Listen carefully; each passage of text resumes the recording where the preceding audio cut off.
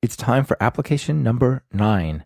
This one I'm calling the Real Estate Data Miner app. So what we're going to do is we're going to take a whole bunch of historical real estate data, feed it to this application, and be able to answer pretty interesting questions like what was the average price of a 2-bedroom house sold in this region during this time, things like that. So what's this going to look like?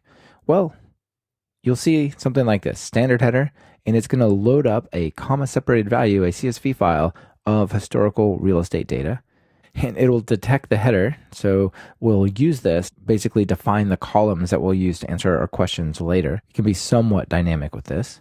And then we can answer questions like, what was the most expensive house sold, period? Well, that's some kind of 4-bedroom, 3-bath house for almost $1 million in Wilton.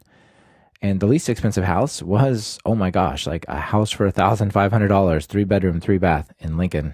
Something's going on there. Who knows the history on that one, huh? But the average price was $234,000 for a 2.9 on average bedroom, 1.8 bath on average, right? And if we restrict ourselves to say, well, let's just talk about only 2-bedroom houses and give me some stats on that. Well, the average price was $165,000. Obviously 2 bedrooms in a 2-bedroom house and 1.4 baths. So what are we going to focus on when we build this app? The primary thing we're going to look at is something called list comprehensions and something very closely related to them called generator expression. These two Pythonic concepts allow you to take what would otherwise be loops and condense them down into much shorter, more concise types of set-based operations. In some sense, it will move from procedural programming to declarative programming. We'll also get to look again at the string and representation magic methods, string parsing.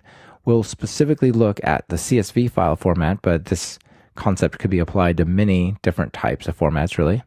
Somewhat like we saw in app number 8, we'll be able to use these generator expressions in data pipelines similar to the way we did for generator methods. You can think of generator expressions as simplified inline generator methods, if you will. Finally, we'll get a chance to look at a challenge of writing code that has to run both on Python 2 and Python 3. As you saw, we were talking about averages, and there's a nice statistics module that was introduced in Python 3.4 that is not available in Python 2. So what will we do there? Well, you'll see that we can write the same basic code and just adjust our imports and make it work